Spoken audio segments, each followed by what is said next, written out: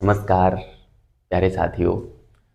धर्म सुधार आंदोलन हम पढ़ रहे थे और पिछली क्लास में हमने देखा कि किस प्रकार मार्टिन लूथर ने और पाप विमोचन पत्रों की बिक्री पर रोक लगाई। रोक क्या लगाई, उनका विरोध किया और उसके विरोध में अपनी 1905 थीसिस को विटनबर्ग शहर के जो कैथल चर्च था उसकी दीवार पर चिपका कर चले गए। उसके कारण अ, पाप विमोचन पत्रों की बिक्री कम हुई और जब 1905 थीसिस का जर्मन भाषा में अनुवाद हुआ और उस अनुवाद को जर्मनी के आम आदमी ने पढ़ा तो आम आदमी को चर्च व पॉप की जो ढकोसलेबाजी थी सॉरी उसका पता चला और अ, जर्मनी के लोगों में जागरूकता आई और उन्होंने पाप विमोचन पत्र को खरीदना बंद कर दिया। ठीक है। और जब पाप विमोचन पत्र को खरीदना बंद कर दिया तो सारे लोग लूथर की ओर अग्रसर हुए, लूथर के विचारों को मानने लगे। लूथर का ही बोलबाला जर्मनी में हो रहा था, लूथर की हर जगह चर्चा हो रही थी।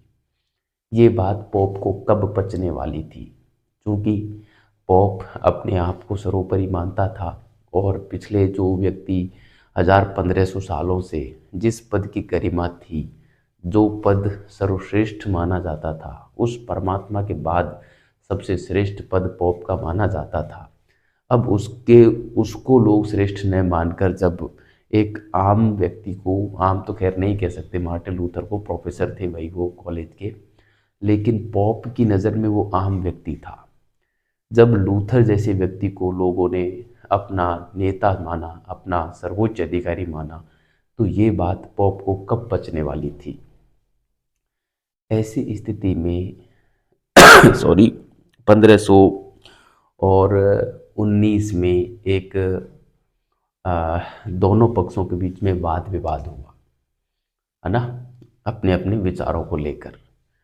ऐसी स्थिति में कोई निर्णय नहीं निकला, लेकिन लूथर जो है पीछे नहीं हटे और अपनी बात को बड़े ही तर्क के साथ रखा।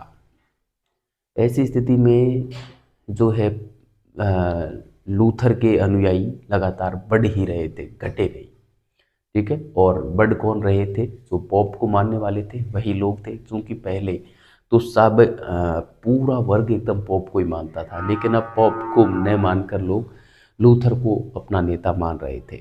ये बात पॉप को नहीं पच रही थी। अतः 1520 में पॉप ने लूथर से ये कहा कि आप जो है 60 दिन के भीतर अपने विचारों को वापस ले लीजिए।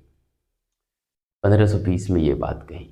लूथर ने कहा, अच्छा, आप, वो ज़माना गया जब आपकी बातों को लोग स्वीकारते थे, अब हम नहीं स्वीकारेंगे, क्योंकि सत्य क्या है वो हमें पता है। आप कोई खुदा के बंदे नहीं हो, आप भी वही साधारण इंसान हो, लेकिन आपने अपनी मीठी मीठी चुपड़ी चुपड़ी बातों में लोगों को और अ, बहका दिया है, बरगला दिया है और उनका ब्रेन वॉश कर दिया है। अब वो लोग वही करते हैं जो आप कहते हैं, लेकिन ये तर्क का ज़माना आ गया है, अब आपकी बात नहीं चलेगी, अब तर्क की बात चलेगी।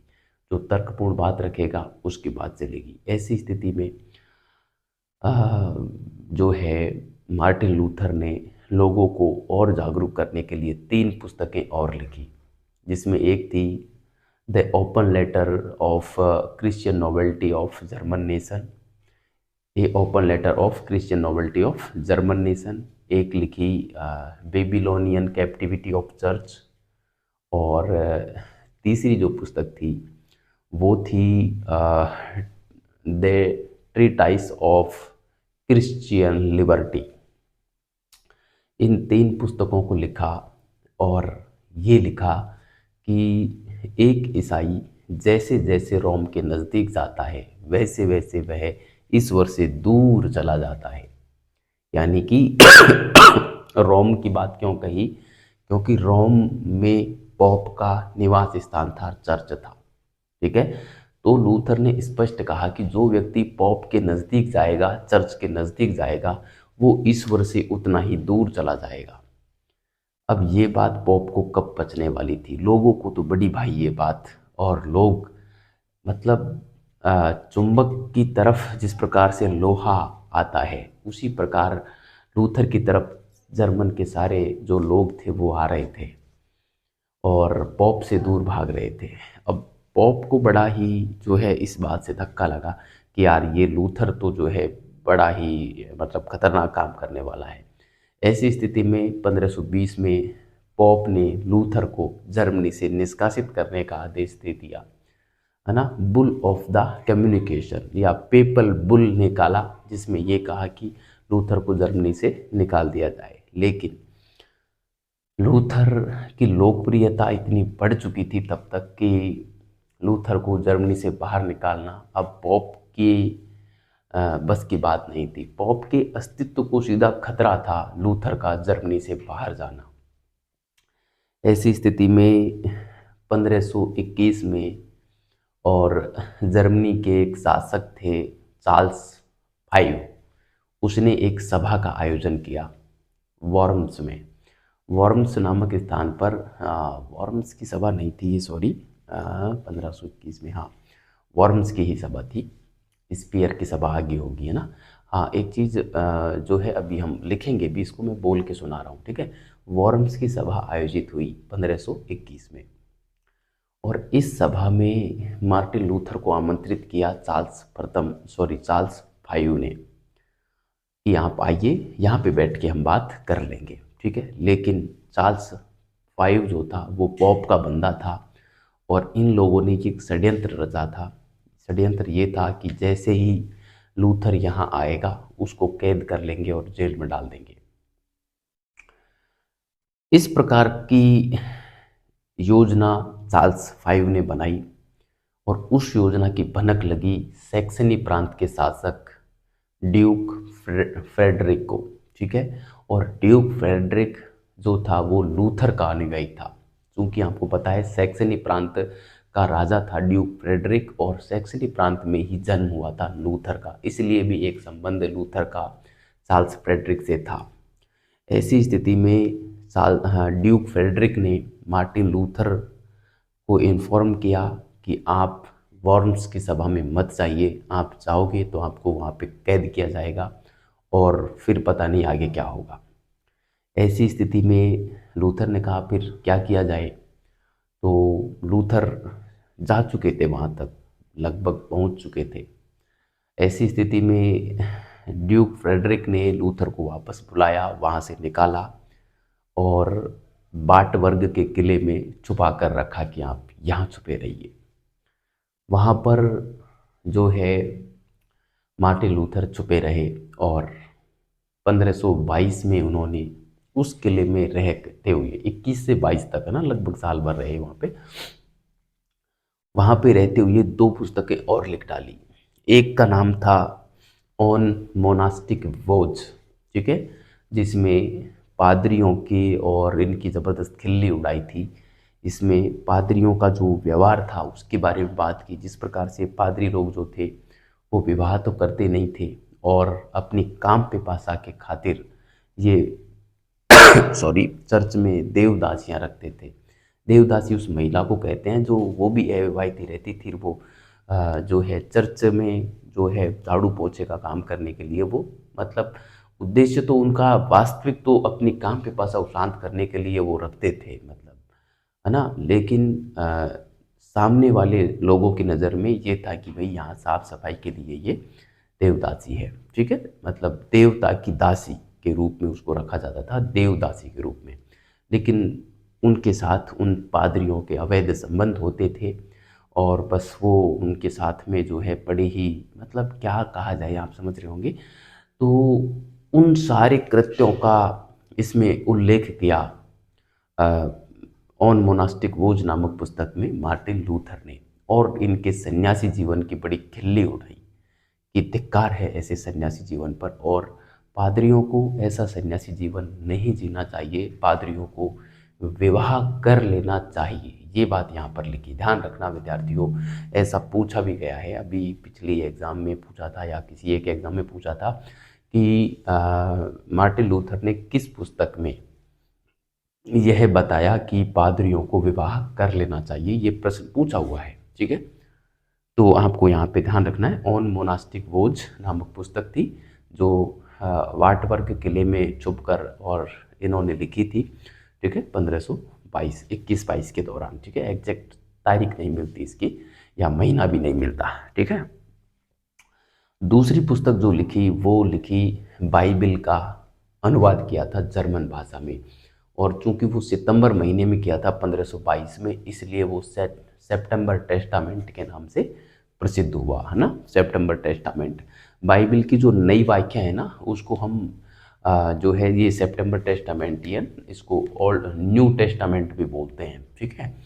तो एक ये लिखा, इसके कारण लोगों को पता चला, लोगों ने, अब चूंकि जर्मन भाषा में बाइबिल का अनुवाद हुआ तो लोगों ने बाइबिल को पढ़ा, और चूंकि इस बाइबिल का अनुवाद ये चर्च पॉप पादरी जो लोग थे ये अपने स्तर पे करते आ रहे थे, इसलिए बाइबिल में क्या लिखा है ये लोगों को पता ही नहीं था। लेकिन जब बाइबिल का जर्मन भाषा में और मार्टिन लूथर ने अनुवाद किया तो लोगों को पता चला कि इसका जो है बाइबिल में क्या लिखा है। तो लोगों के अंदर जागरूकता आई। उसमें ऐसा कुछ नहीं था कि आपको ईश्वर तक जाना है तो पॉप और चर्च में जाना ही पड़ेगा, पादरी के पास जाना ही पड़ेगा, ऐसा कुछ नहीं था। पॉप की आज्ञा माननी पड़ेगी, ऐसा कुछ नहीं था बाइबल में, ठीक है। तो इस कारण से बाइबल का पता चला लोगों को कि बाइबल में ये बात है। ऐसी स्थिति में और लोग जो थे वो मार्टिन लूथर के अनुयायी बने और पॉप का लगातार विरोध चल रहा था। ऐसी स्थिति में 1525 में किसानों ने भी और जो है उस समय की जो व्यवस्था थी उसके खिलाफ विद्रोह कर दिया। धार्मिक कर लगते थे, वन कर लगते थे, और भी कई प्रकार के कर थे जिनके खिलाफ विरोध किया। साथ में ही पादरियों के विरुद्ध भी विरोध था। वो चाहते थे कि पादरियों का जो है निर्वाचन किया जाए, पादरियों का चुनाव हो और हम चुनाव प्रणाली में भाग लें। इस प्रकार की मांगे रखते हुए किसानों ने जो है मुंतजिर के नेतृत्व में और 1525 में विद्रोह कर दिया। ऐसी स्थिति में मार्टिन लूथर को ये लगा कि यदि किसानों का विद्रोह ज़्यादा चला तो मेरे विचार दब जाएंगे, लोगों का ध्यान इस विद्रोह की तरफ चला जाएगा। ऐसी स्थिति में मार्टिन लूथर ने ये सोचा कि कैसे भी करके और किसानों का विद्रोह दबा देना चाहिए। इसलिए एक और पुस्तक मार्टिन लूथर ने लिखी, द थ्यूज मर्डर ऑफ पीजेंट, इस प्रकार से एक पुस्तक लिखी, ठीक है। और सॉरी, हाँ, the against थ्यूज of murder of peasant नाम से पुस्तक लिखी, जिसमें जो है मार्टिन लूथर ने इस आंदोलन का विरोध किया और इसमें ये कहा कि इन विद्रोही किसानों को का कत्ल कर देना चाहिए, मार देना चाहिए, इनको, इस विद्रोह को शांत कर देना चाहिए। इस प्रकार की बात मार्टिन लूथर ने कही, क्योंकि मार्टिन लूथर चाहता था कि एक तो वो आम जनता की सहमति कम और शासक वर्ग की सहमति वो चाहता था। मार्टिन लूथर की ये मान्यता थी कि यदि मैं शासकों का समर्थन प्राप्त कर लूँ तो मैं इस पॉप जैसी महाशक्ति से लड़ सकता हूँ, लेकिन यदि मैं शासक वर्ग की सहमति नहीं प्राप्त करूं, आम जनता की सहमति प्राप्त करूं, तो शायद पॉप से नहीं लड़ पाऊंगा। ऐसा विचार था वास्तव में मार्टिन लूथर का। इस कारण उसने किसानों के विद्रोह का विरोध किया, ठीक है। और जो सामंत लोग थे, जो शासक लोग थे, आ, उनका सहयोग लेने के लिए उसने एक और पुस्तक लिखी जिसका नाम था ऑन टेम्पोररी अथॉरिटी, ठीक है। ऑन द टेम्पोररी अथॉरिटी नामक पुस्तक लिखी और उसमें शासकों और सामंतों के प्रति सहानुभूति व्यक्त की और उनसे ये आग्रह किया कि आप लोग इस किसान के विद्रोह को दबा दीजिए, ठीक है। तो इस प्रकार से किसानों का विद्रोह जो है दबा दिया गया। मगर मार्टिन लूथर का जो बोलबाला था वो तो लगातार बढ़ ही रहा था, या मैं यूँ कहूँ कि जो पॉप था उसके अनुयायियों की संख्या लगातार घट रही थी। चाहे वो किसानों के समर्थक लोग बन रहे थे या मार्टिन लूथर के समर्थक बन रहे थे, जो भी हो, लेकिन पॉप के समर्थक लगातार घट रहे थे। ऐसी स्थिति में पॉप, या मैं यूँ कहूँ, पॉप के जो समर्थक थे ना, वो कैथोलिक धर्म को मानने वाले लोग थे, जो प्राचीन कैथोलिक धर्म को मानते थे या उसी पर विश्वास रखते थे। ऐसी स्थिति में पॉप के अनुयायियों ने और स्पीयर नामक स्थान पर दो सभाएं क्रम से आयोजित की, 1526 में और एक 1529 में। ठीक है, 1526 की जो सभा थी उसमें कोई निर्णय नहीं निकला। 1529 में फिर सभा आयोजित की गई वहीं स्पीयर में, जिसमें जो है मार्टिन लूथर ने भाग लिया और उधर पॉप के अनुयायियों ने भी भाग लिया। इस सभा को भी आयोजित करने का काम चार्ल्स पंचम ने किया था, जो कि रोमन सम्राट था। ऐसी स्थिति में यहाँ पर भी 1529 में कोई बात नहीं बन पाई दोनों वर्गों के बीच में, और मार्टिन लूथर के अनुयायियों की संख्या इतनी बड़ी कि इन लोगों ने जमकर विरोध किया, किसका? कैथोलिक धर्म का, पॉप का, चर्च का। इसलिए मार्टिन लूथर के अनुयायी प्रोटेस्टेंटवादी कहलाए। प्रोटेस्टेंटवादी ही क्यों? क्योंकि किसी भी चीज़ का जब सार्वजनिक विरोध किया जाता है तो उसको जर्मन भाषा में प्रोटेस्ट बोलते हैं। प्रोटेस्ट करना यानी कि विरोध करना, है ना। किसी भी चीज़ का सार्वजनिक विरोध करने को प्रोटेस्ट बोलते हैं, है ना। इसलिए ये प्रोटेस्ट कहलाए, विरोध करने वाले, और इसके अनुयायियों को प्रोटेस्टेंटवादी कहा गया। और मार्टिन लूथर के विचारों को मानने वाले लोगों को इनका जो धर्म था, यानी प्रोटेस्टेंटवादियों का जो धर्म था, वो प्रोटेस्टेंट धर्म कहलाया।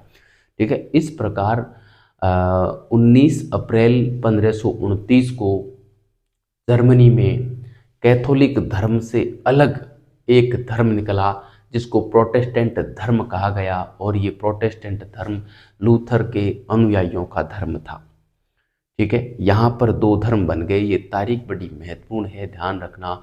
19 अप्रैल 1529 को स्पीयर सभा में जब मार्टिन लूथर और पॉप के अनुयायियों के बीच वाद विवाद हुआ तो मामला बिगड़ा, और कैथोलिक धर्म, जो प्राचीन धर्म था जर्मनी का, यूरोप का, यहूदियों का, उस धर्म का बड़ा विरोध हुआ, और मार्टिन लूथर के अनुयायियों ने उस धर्म का सार्वजनिक विरोध किया। इस कारण मार्टिन लूथर के अनुयायी प्रोटेस्टेंटवादी कहलाए, क्योंकि उन्होंने प्रोटेस्ट किया था, इसलिए वो प्रोटेस्टवादी कहलाए और उनका धर्म प्रोटेस्टेंट धर्म कहलाया। यहाँ से सवाल बहुत बार बनता है, चाहे वो ग्रेजुएशन की एग्ज़ाम हो, बीए फाइनल वाली, या एमए की एग्ज़ाम हो मॉडर्न वाली, या आप कंपटीशन एग्ज़ाम को ले, कहीं से भी हो, यहाँ से सवाल बनता है, साक्षात्कार में सवाल बनता है कि प्रोटेस्टेंट धर्म कब अस्तित्व में आया, कैसे अस्तित्व में आया, क्या था, क्या प्रोटेस्टेंटवादी यहूदी नहीं थे, है ना। तो इस प्रकार के सवाल बनते हैं। देखो, प्रोटेस्टेंटवादी भी यहूदी थे, कैथोलिक भी यहूदी थे, लेकिन दोनों में अंतर क्या था? प्रोटेस्टेंटवादी बाइबल की नई व्याख्या को स्वीकार करते थे, जबकि कैथोलिक बाइबल की पुरानी व्याख्या को स्वीकार करते थे। कैथोलिक ये मानते थे कि चर्च ने या पॉप या पादरियों ने बाइबल की जो व्याख्या की है वो ठीक है, लेकिन प्रोटेस्टेंटवादी ये मानते थे कि वो व्याख्या जो चर्च, पॉप, पादरी ने की है बाइबल की, वो गलत है, और मार्टिन लूथर ने जो व्याख्या की है वो सही है ना। ये अंतर था दोनों में, है ना। तो ये सारी बातें थी, इस प्रकार का मामला चल रहा था। आगे फिर एक और सभा आयोजित हुई, क्योंकि मार्टिन लूथर के जो है अनुयायियों की संख्या बढ़ती जा रही थी, है ना। तो फिर 1531 में एक आंगसबर्ग की संधि हुई। उस संधि में प्रोटेस्टेंट वादियों का नेतृत्व मेलांकथन नामक विद्वान ने किया, जो कि मार्टिन लूथर का ही अनुयायी था। मार्टिन लूथर उस सभा में नहीं गया, मेलांकथन गया, और मेलांकथन ने कुछ नियम रखे जिनको आगंसवर्ग स्वीकृति के नाम से जाना जाता है, लेकिन रोम के सम्राट ने उनको अस्वीकार कर दिया। ठीक है, उसके बाद यहाँ पे और जो है गृह युद्ध सा छिड़ गया था। लेकिन 1532 में एक संधि हुई, और उस संधि के बाद कैथोलिक और प्रोटेस्टेंट के बीच में जो संघर्ष चल रहा था वो थम गया, और वो 1946 तक थमा ही रहा, जब तक कि मार्टिन लूथर की डेथ न हो गई। 1546 में मार्टिन लूथर की डेथ हुई। तब तक जर्मनी में किसी प्रकार का कोई झगड़ा नहीं हुआ, 1532 से 1546 तक। ठीक है, 1546 में जैसे ही मार्टिन लूथर की डेथ हुई, पुनः गृह युद्ध वहाँ पे छिड़ गया और 1555 तक गृह युद्ध चलता रहा। बड़ी जो है पूरा जर्मनी गृह युद्ध की ज्वाला में जलता रहा। अंततः आंगसबर्ग की संधि हुई 1555 में, और उस संधि में प्रोटेस्टेंट धर्म को मान्यता दे दी गई, और अब जर्मनी में दो धर्म मान्यता प्राप्त धर्म हो गए, एक कैथोलिक धर्म और एक प्रोटेस्टेंट धर्म। ठीक है, ध्यान रखना, प्रोटेस्टेंट धर्म अस्तित्व में आया था 19 अप्रैल 1529 को, लेकिन मान्यता कब मिली? 1555 को आंगसबर्ग की संधि के तहत मान्यता मिली थी। ठीक है, तो पूरी कहानी मैंने सुना दी है।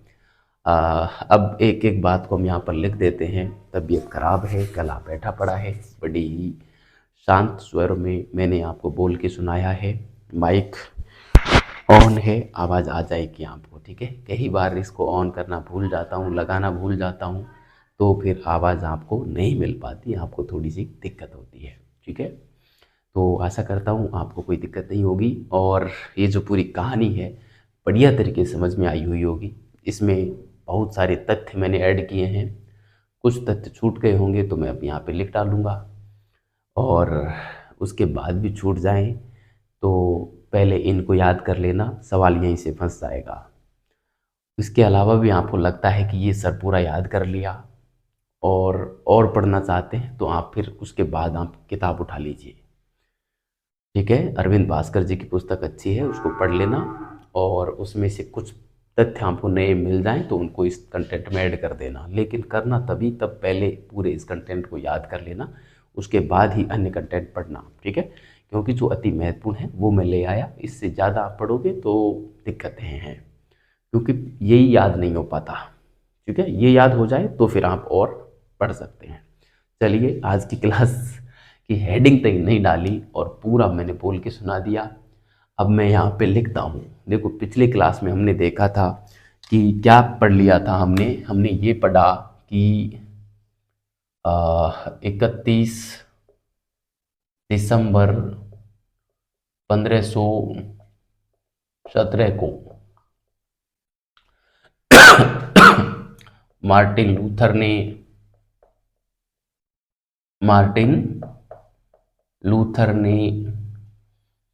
1905 थीसिस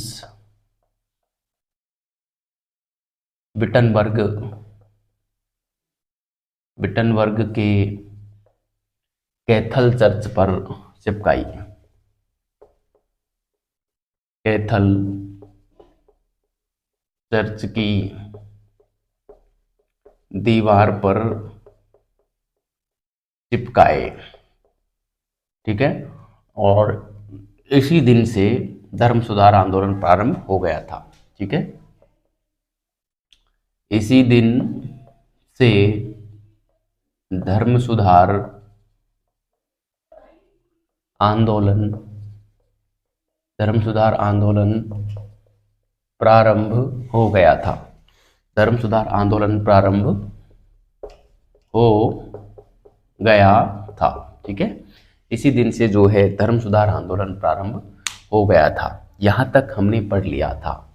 अब मैं यहाँ से आगे की बातों को लिखता हूँ, जो कि बोल के मैंने पूरा सुना दिया है।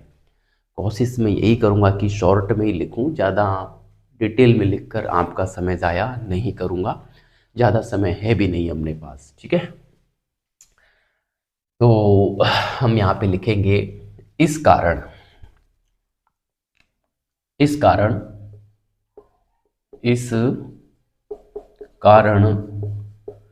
पाप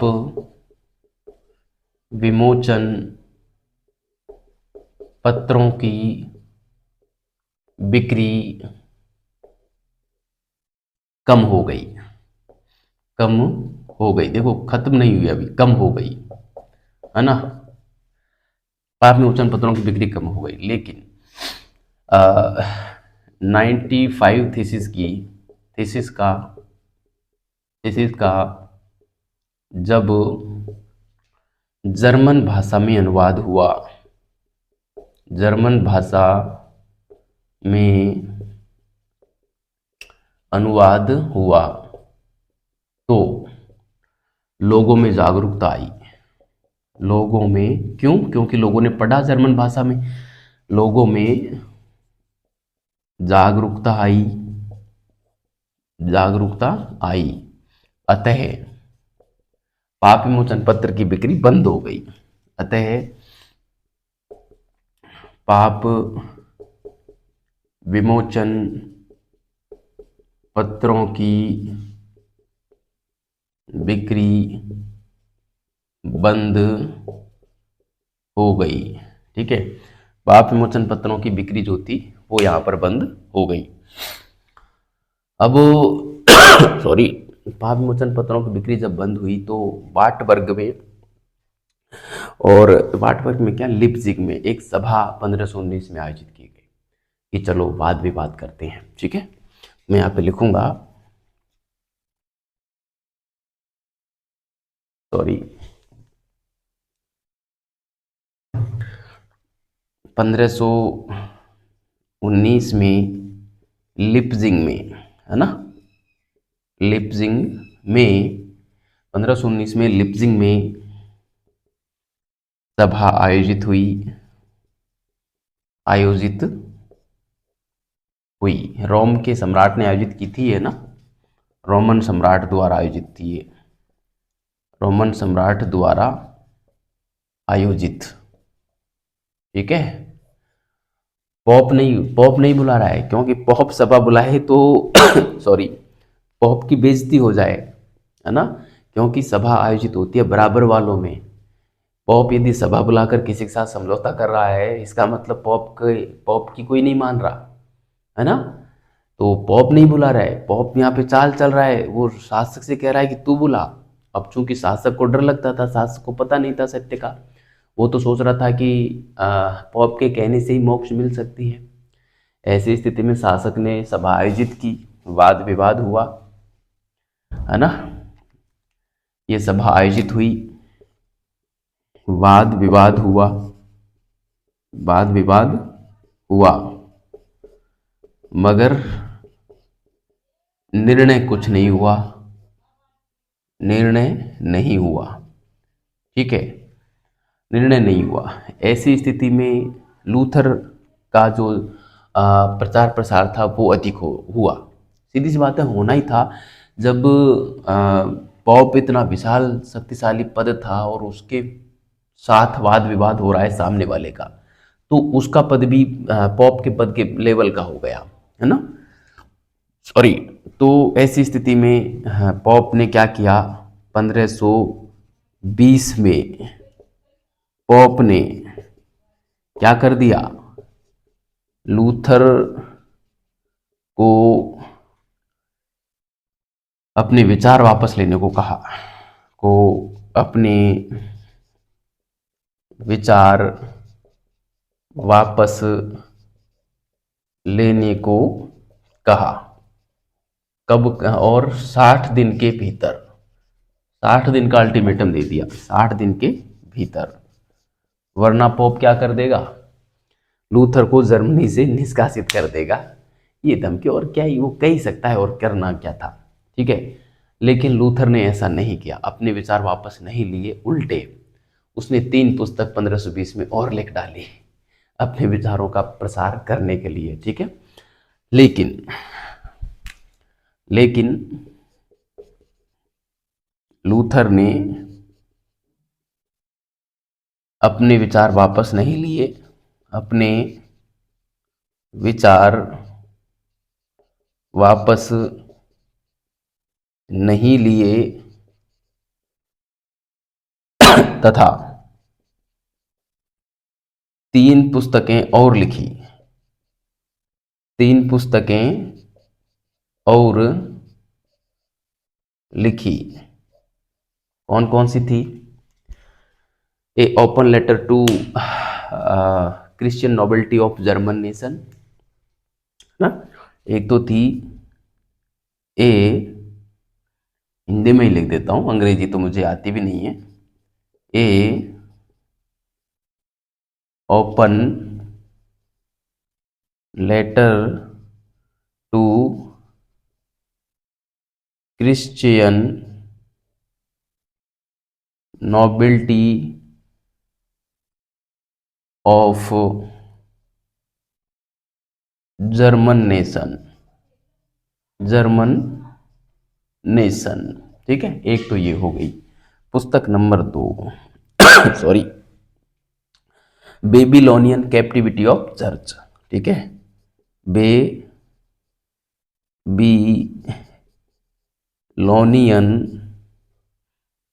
बेबीलोनियन कैप्टिविटी ऑफ चर्च। ठीक है, बेबीलोनियन कैप्टिविटी ऑफ चर्च। और नंबर 3 पे जो पुस्तक लिखी वो लिखी थी the treatise of Christian liberty, ईसाई व्यक्ति की मुक्ति, है ना। द ट्रीटाइस ऑफ क्रिश्चियन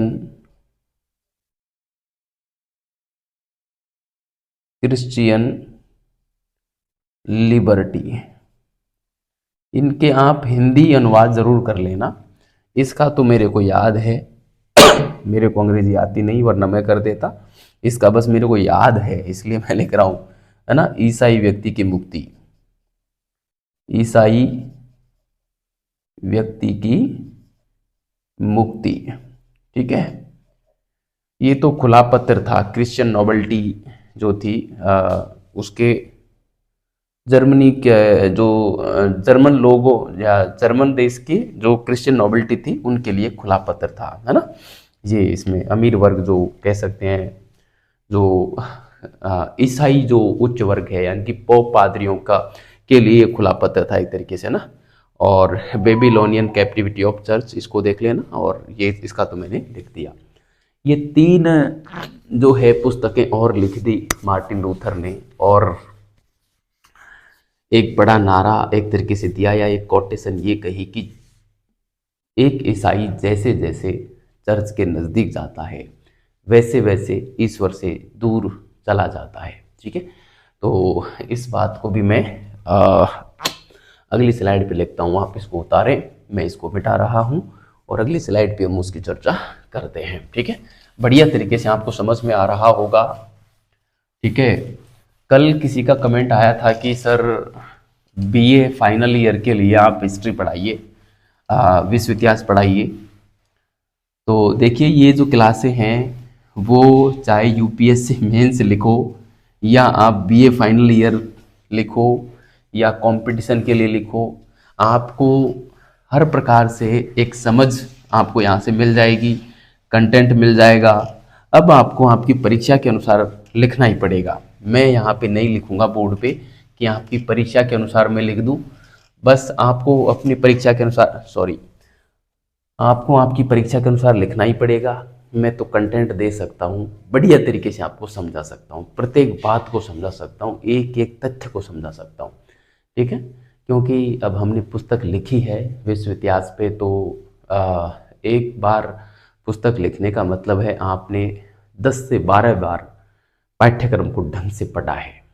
ठीक है, उसके बाद आप पुस्तक लिखने बैठते हैं, और जब पुस्तक लिखते हैं उसके बाद वो टाइप होके आती है तो 8 से 10 बार ही उसको पढ़ना पड़ता है ना, कि एक एक शब्द की भी त्रुटि न रह जाए, एक एक तथ्य की भी त्रुटि न रह जाए। ठीक है, तो वो पढ़ते हैं। और फिर तैयारी के दौरान, चूंकि जब प्रूफ रीडिंग करते हैं तब ध्यान सिर्फ एक शब्द पे रहता है ना, फिर एक लाइन पे ध्यान रखना होता है। कई चरण में जाके प्रूफ रीडिंग हो पाती है। कभी हम तथ्यों की प्रूफ रीडिंग करते हैं, तो कभी ग्रामर की प्रूफ रीडिंग करते हैं, तो कभी पूरे वाक्य की प्रूफ रीडिंग करते हैं, तब जाके पुस्तक तैयार हो पाती है ना।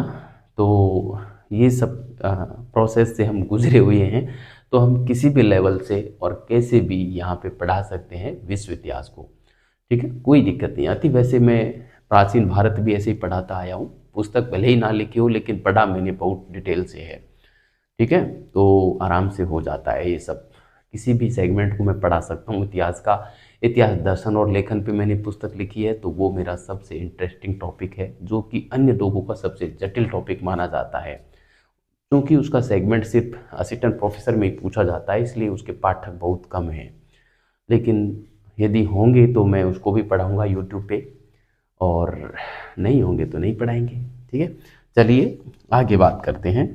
लूथर ने क्या कहा वो मैं यहाँ पे लिखना चाहूँगा। लूथर कि एक ईसाई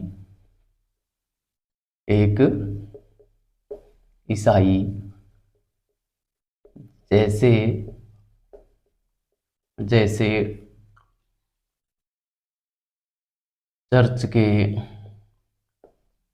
या यहाँ पे लिखा रोम के, है ना, रोम लिखा है, रोम के नज़दीक जाता है, नज़दीक जाता है, ईश्वर से दूर होता जाता है, ईश्वर से उतना ही, ईश्वर से उतना ही दूर होता जाता है,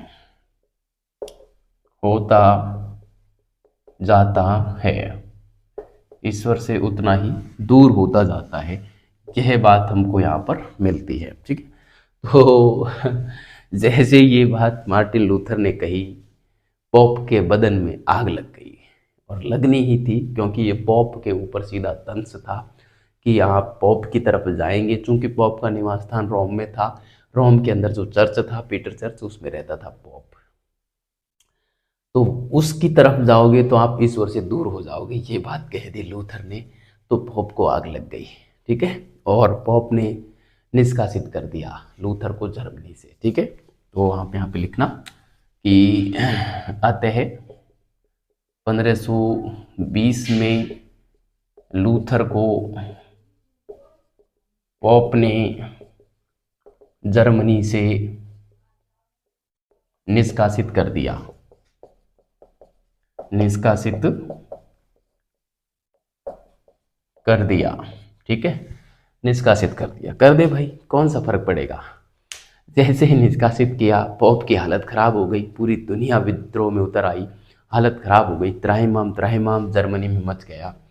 तो फिर जर्मनी के जो शासक थे चार्ल्स पंचम, उसने वॉर्म्स में एक सॉरी सभा आयोजित की 1521 में। ठीक है, और फिर वहाँ पे बुलाया, तो वो बात भी मैं यहाँ पे लिखूंगा।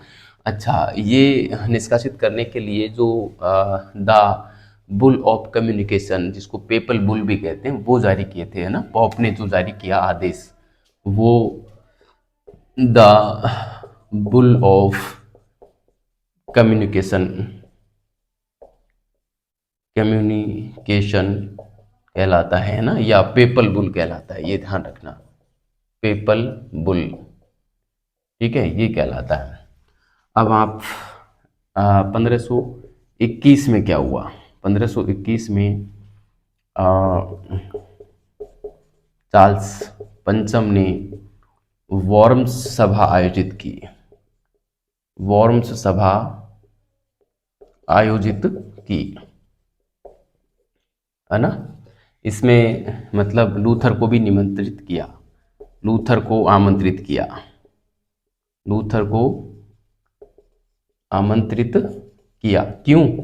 गिरफ्तार करना था लूथर को, ये आंतरिक इनकी षड्यंत्रकारी नीति थी। लेकिन हुआ क्या, सैक्सनी प्रांत के शासक duke Frederick, duke Frederick, duke Frederick ने लूथर को वाटबर्ग किले में, वाटबर्ग किले में छिपाया। ठीक है, वाटबर्ग किले में छिपाया। मैं ये वो सारी बात नहीं लिखी कि इसलिए बुलाया था कि लूथर को कैद किया जा सके वगैरह वगैरह, वो बात मैंने नहीं लिखी, आप लिख लेना। ठीक है, भूलो नहीं तो। ठीक है, वैसे जिस प्रकार से मैंने एक कहानी फॉर्मेट में और आप तक चीज़ों को भेजा है, मुझे नहीं लगता कि आपके भेजे से ये चीज़ फिर निकल जाएगी या आपके भेजे में फिर भेजनी पड़ेगी। ठीक है, तो इसको बढ़िया से तैयार करते रहिए और आपको लगता है कि निकल जाएगी तो लिख देना। ठीक है, इस किले में रहकर, इस किले में रहकर लूथर ने दो पुस्तकें लिखी। दो पुस्तकें लिखी, कौन कौन सी? एक तो ऑन द मोनास्टिक वेज, है ना, ऑन द मोनास्टिक वेज, और दूसरी जो थी वो थी सितंबर टेस्टामेंट, है ना, सितंबर सितंबर टेस्टामेंट। ठीक है, ये दो पुस्तकें लिखी। ऑन द मोनास्टिक वेज में उसने पादरियों की खिल्ली उड़ाई थी, मैंने आपको बढ़िया तरीके से बताया था। इसमें क्या कहा? पादरियों के सन्यासी जीवन, सन्यासी जीवन की निंदा की और पादरियों को विवाह करने की सलाह दी। पादरियों को विवाह करने की सलाह दी। ठीक है, मोस्ट है, ध्यान रखना, फिर पूछी जा सकती है, अभी कोई एग्जाम में पूछ भी गई थी। ठीक है, और ये 1522 में लिखी थी, ये ध्यान रखना, लगभग 22 का ही समय आ गया था ना, 1522, ये ध्यान रखना। और ये सितंबर के महीने में लिखी थी, सितंबर 1522 में। ठीक है, सितंबर 1522 में लिखी, और ये जो था ये बाइबल का अनुवाद था, है ना, बाइबल का जर्मन भाषा में अनुवाद, है ना। और सितंबर टेस्टामेंट क्यों कहलाया? क्योंकि सितंबर के महीने में ये लिखी थी, है ना, सितंबर के महीने में लिखने के कारण, ठीक है, सितंबर के महीने में लिखने के कारण सितंबर टेस्टामेंट कहलाई। और जो है बाइबल का जर्मन भाषा में यह अनुवाद था। ठीक है, इसके कारण और जागरूकता आई और लोग मार्टिन लूथर के अनुयायी बनते चले गए। यानी कि पॉप जितना पहरा कर रहा था मार्टिन लूथर पे, मार्टिन लूथर के अनुयायियों का लूथर के प्रति प्रेम और गहरा होता जा रहा था, है ना। वो गाना तो आपने सुना ही होगा कि जब जब प्यार पे पहरा हुआ है, प्यार और भी गहरा हुआ है। आप यकीन मानना, यदि किसी भी लोगों का किसी के प्रति प्रेम है और उसका जब कोई विरोध करता है ना, तो उन दोनों का प्रेम और गहरा होता चला जाता है। स्वतः ये स्वाभाविक प्रक्रिया है ना। तो आप यदि किसी के प्रेम को देखकर चाहते हैं कि उनका प्रेम कम हो जाए, तो आप कुछ मत कहिए, आप जितना कहोगे उनका प्रेम और गहरा होगा। ठीक है, तो इतना आप लिखें। अब यहाँ से आगे की बात मैं अगली स्लाइड पे लिखता हूँ, ये भर गया है, थोड़ी सी जगह है, लेकिन अब किसान आंदोलन होगा 1525 में मुंतजिर के नेतृत्व में, है ना, उसकी बात मैं करूँगा। आप इसको उतारें, मैं इसको मिटा रहा हूँ। ठीक है, बड़ा महत्वपूर्ण है और बढ़िया तरीके से आपको तैयार करना है। आपको मज़ा आ रहा होगा, इतना मुझे पक्का विश्वास है ना। बोरियत महसूस नहीं हो रही होगी। जिस प्रकार से एक कहानी फॉर्मेट चल रहा है पूरा, उसी प्रकार आपके दिमाग में एक इमेजिनेशन चल रही होगी कि हाँ अब ऐसे हो रहा है, अब ऐसे हो रहा है ना, पूरी कहानी एकदम दिमाग में चल रही होगी। तो देखिए इसी बीच 1525 ईस्वी में मुंतजर के नेतृत्व में, मुंतजर ये नाम ध्यान रखना, पूछते हैं ना, मुंतजर के नेतृत्व में किसानों ने विद्रोह कर दिया। कारण क्या था? कारण अत्यधिक कर और वन कानून भी थे, है ना, वन कानून के कारण। ठीक है। और सबसे बड़ा कारण एक ये भी था कि पादरियों का निर्वाचन किया जाए, पादरियों का निर्वाचन किया जाए। इन कारणों को लेकर ये विद्रोह हुआ था मुंतजर के नेतृत्व में, लेकिन लूथर ने इसका विरोध किया। ठीक है, कहानी पूरी मैं बता ही चुका हूँ, लिखूंगा ही मैं अब। मार्टिन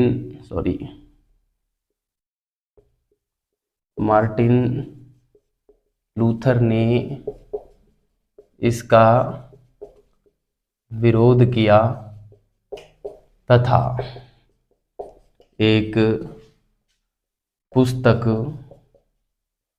इसके विरोध में लिखी।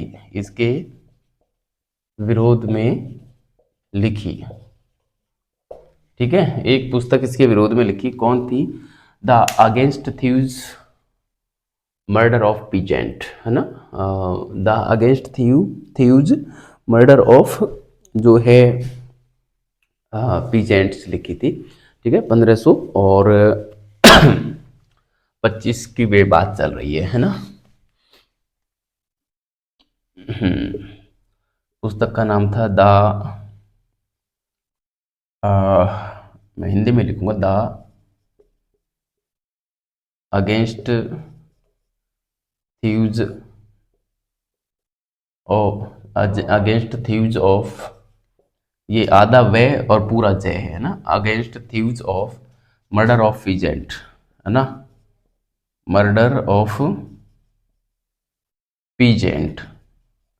ठीक है, the against थ्यूज murder of peasant, इस नाम से पुस्तक लिखी। और ये पुस्तक जब लिखी तो मैक्स वेबर ने मार्टिन लूथर को पूंजीवादी कहा, क्योंकि पूंजीवादी जो लोग होते हैं ना, वो हमेशा उच्च वर्ग का समर्थन करते हैं, आम आदमी का समर्थन नहीं करते। आम आदमी का समर्थन समाजवादी विचारधारा करती है, पूंजीवादी विचारधारा नहीं करती। ठीक है, इस कारण, नीचे मैं लिखूंगा, इस कारण वेबर ने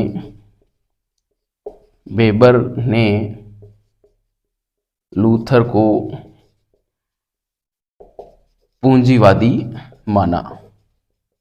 ठीक है, पूछ लेते हैं कई बार कि किसने लूथर को पूंजीवादी माना था, तो थोड़ा सा ध्यान रखना, ये इस प्रकार का हो जाएगा। एक पुस्तक और लिखी थी, द टेम्पोरारी अथॉरिटी, है ना, वो किस लिए लिखी थी कि शासक वर्ग और सामंत वर्ग का समर्थन लेने के लिए, इसके विरोध में। ठीक है, मैं यहाँ पे लिखूंगा, लूथर ने एक पुस्तक और लिखी ताकि शासक व सामंत वर्ग का समर्थन प्राप्त किया जा सके। ठीक है, तो पुस्तक का नाम क्या था? उस पुस्तक का नाम था द टेम्पोररी अथॉरिटी, है ना, द टेम्पोररी अथॉरिटी। ठीक है, ध्यान रखना, एक एक पुस्तक सॉरी जो है मार्टिन लूथर की बड़ी महत्वपूर्ण है, एक एक पुस्तक महत्वपूर्ण है, लूथर से सवाल बनता भी है। इसलिए मैं लूथर की पुस्तकों को कहाँ कब लिखी, क्यों लिखी, क्या उसके अंदर था, उसकी मोटी मोटी बातें सब मैं आपको बताता चल रहा हूँ। ठीक है, अब इस प्रकार से लूथर पुस्तक पे पुस्तक लिखे जा रहा था और अपने विचारों का प्रसार जबरदस्त तरीके से वो कर रहा था। ऐसी स्थिति में पोप के अनुयायी थर्रा उठे और उनको लगा कि अब ये रोकना चाहिए इसको, वरना ये मामला ख़राब कर देगा बस, है ना, पॉप का पट्टा ढार कर देगा। ऐसी स्थिति में स्पीयर में फिर दो सभा आयोजित की गई, 1526 और 1529। क्या होता है आइए लिखते हैं, ठीक है। आप लिखेंगे इसके बाद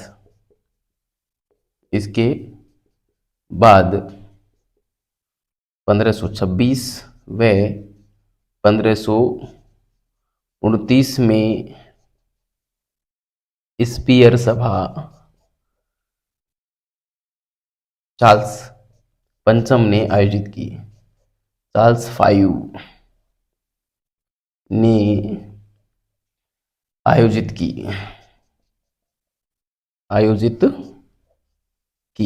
ठीक है। अब इसका तो कोई निर्णय नहीं निकला, तभी तो दूसरी आयोजित की, कोई निर्णय नहीं निकला, इसलिए ये 29 वाली सभा आयोजित की। इसमें क्या हुआ था मैं बात करूंगा अगली स्लाइड पे, इसको आप उतारें बढ़िया तरीके से और मैं इसको मिटाता हूँ, ठीक है। आप इसको उतारें बढ़िया तरीके से। चलिए, ये मैंने मिटा दिया है और अब हम आगे की चर्चा करते हैं।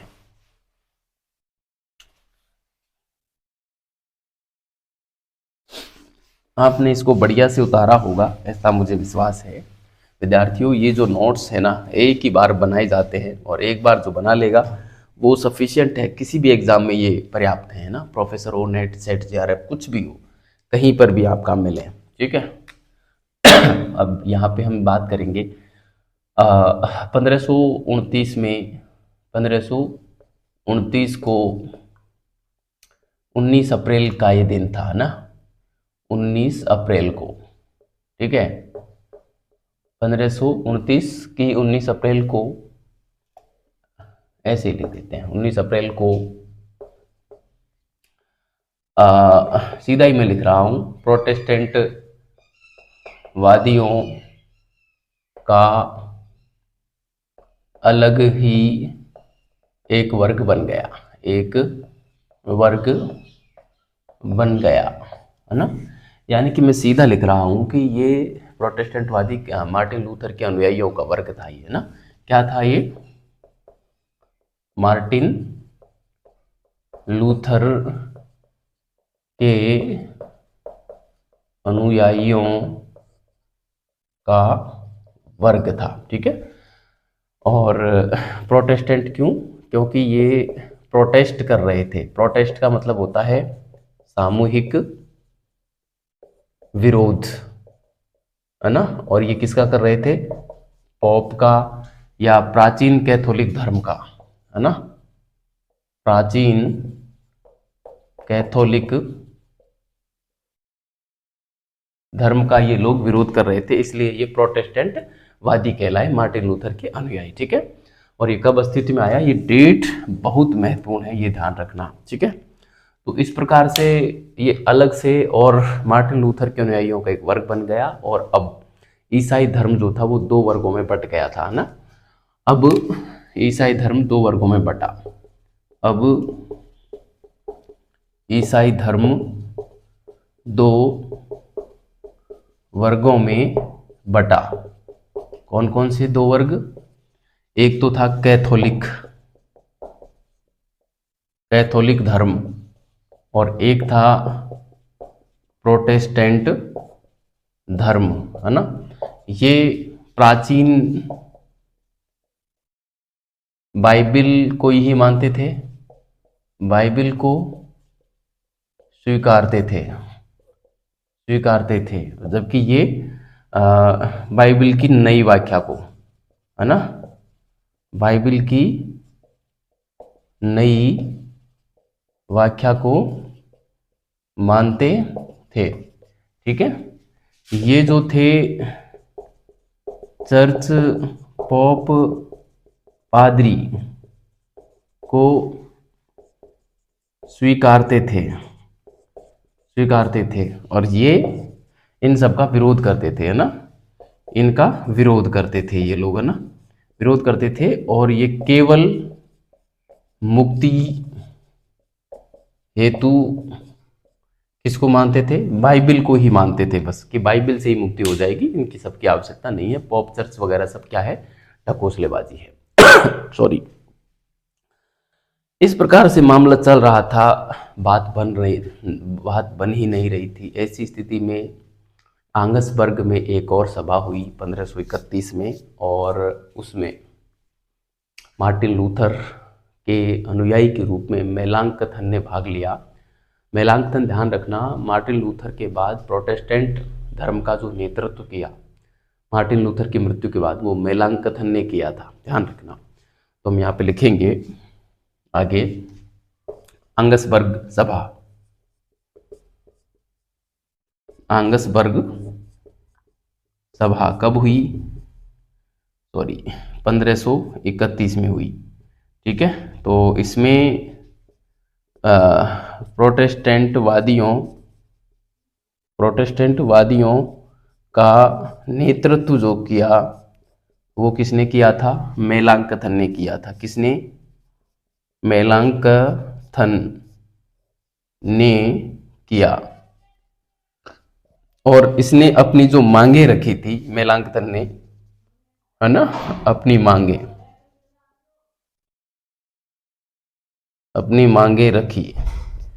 जो मांगे रखी थी वो आंगसबर्ग स्वीकृति कहलाई। क्या कहलाई?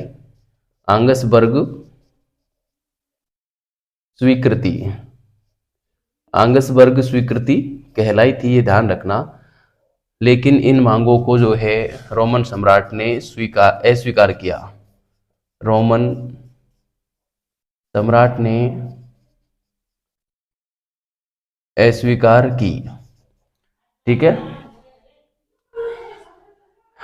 देखो, आंगसबर्ग में सभा हुई 1531 में, रोमन सम्राट ने सभा बुलाई, प्रोटेस्टेंट वादियों का नेतृत्व मेलांकथन ने किया और अपनी कुछ मांगे रखी जो कि आंगसबर्ग स्वीकृति कहलाती हैं। लेकिन इन स्वीकृति को नाम स्वीकृति है, स्वीकृत हुई नहीं थी। रोमन सम्राट ने इनको अस्वीकार कर दिया। तब बड़ा यहाँ पे जो है युद्ध छिड़ा। लेकिन 1532 में एक संधि होती है, 1532 में संधि हुई।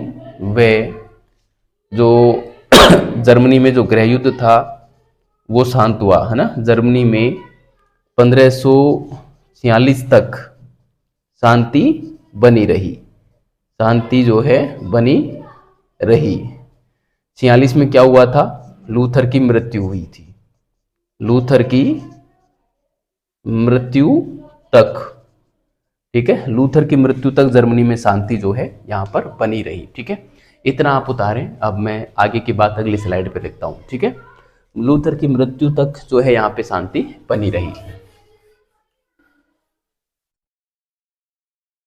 अब जैसे ही लूथर की यहाँ पे मृत्यु हुई है, प्यारे साथियों, जर्मनी फिर गृह युद्ध की ज्वाला में जलने लगा और आने वाले 9 साल तक जर्मनी गृह युद्ध में जलता रहा।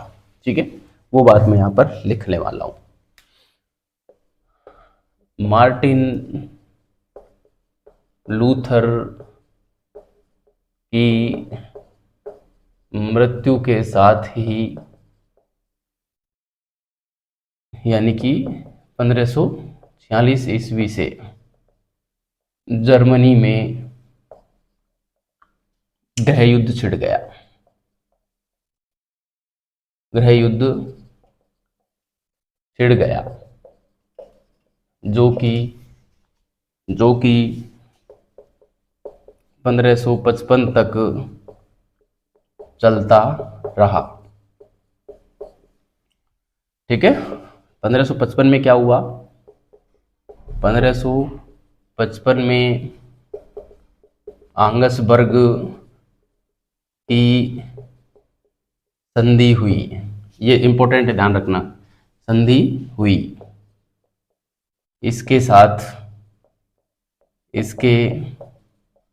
ही गृह युद्ध समाप्त हुआ। गृह युद्ध समाप्त हुआ।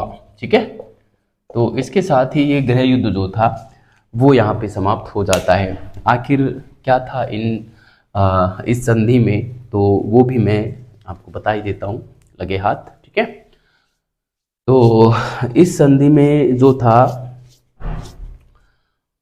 वो ये था कि प्रोटेस्टेंट धर्म को मान्यता दे दी गई। ठीक है, प्रोटेस्टेंट धर्म को मान्यता दे दी गई, ये ध्यान रखना। प्रोटेस्टेंट प्रोटेस्टेंट धर्म को मान्यता दे दी गई, ये ध्यान रखना। तो अब जर्मनी में जो है यहूदी धर्म दो वर्गों में बंट गया। एक तो हो गया प्रोटेस्टेंट धर्म, प्रोटेस्टेंट धर्म, और एक हो गया कैथोलिक धर्म, है ना, कैथोलिक धर्म। कैथोलिक धर्म ही यहूदी धर्म था, इसी से प्रोटेस्टेंट धर्म निकला। सामने कब आया? 19 अप्रैल 1529 को, लेकिन मान्यता कब मिली? 1555 को आंग्सबर्ग की संधि के तहत। ठीक है, ये लूथर के अनुयायी थे, है ना, लूथर के अनुयायी, ये पोप के अनुयायी, पोप के अनुयायी। ठीक, पहली बात। दूसरी बात, बाइबिल की नई व्याख्या को स्वीकारा, है ना, और इन लोगों ने बाइबिल की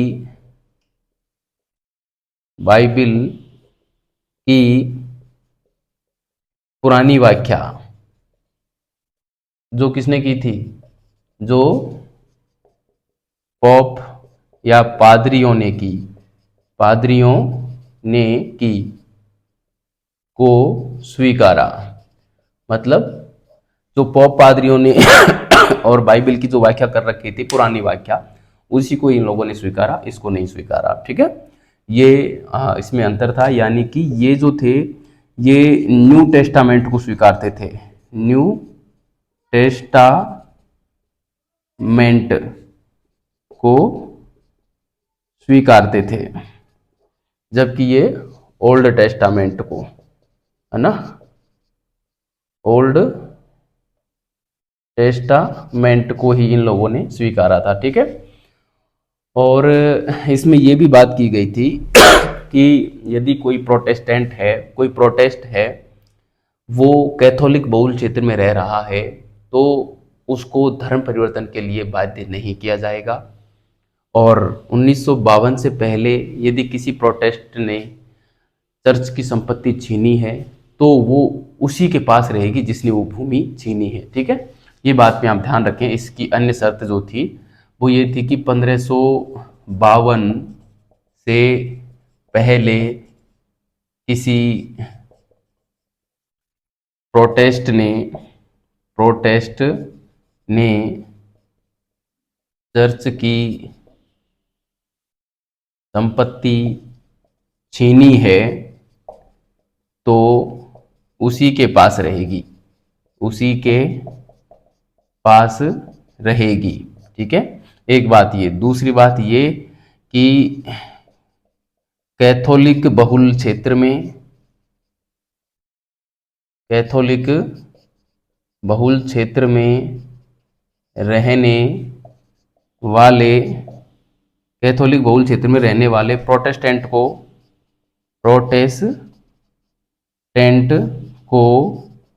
धर्म परिवर्तन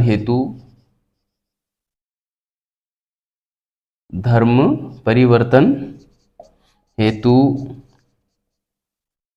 बाध्य नहीं किया जाएगा। ठीक है, धर्म परिवर्तन हेतु बाध्य नहीं किया जाएगा, ये बात आपको ध्यान में रखनी है। ठीक है, तो ये था प्यारे साथियों धर्म सुधार आंदोलन जो चला, उसकी हमने बात की। जर्मनी में ये इस प्रकार से चला। अब इसका अन्य देशों में भी बड़ा जो है व्यापक प्रचार प्रसार हुआ, खूब ये फैला था। स्विट्जरलैंड में, स्कॉटलैंड में, इंग्लैंड में, फ्रांस में। ठीक है, तो उसकी बात हम करेंगे अगली क्लास में। आज का टाइम हो गया है और बढ़िया तरीके से इसको तैयार करना, खूब पढ़ना, फिर पिछले साल के पेपर सॉल्व करना, उसके बाद कोई टेस्ट सीरीज ज्वाइन कर लेना, ठीक है। मेरी भी टेस्ट सीरीज ज्वाइन कर सकते हैं, सफलता विजन्स नाम से मेरा एप्लीकेशन है। मात्र 199 रुपये मैंने उसकी फ़ीस रखी हुई है, आप ज्वाइन कर सकते हैं, ठीक है। तो चलिए प्यारे साथियों, अब इससे आगे का हम जो है पढ़ेंगे अगली क्लास में। तब तक के लिए बहुत बहुत धन्यवाद।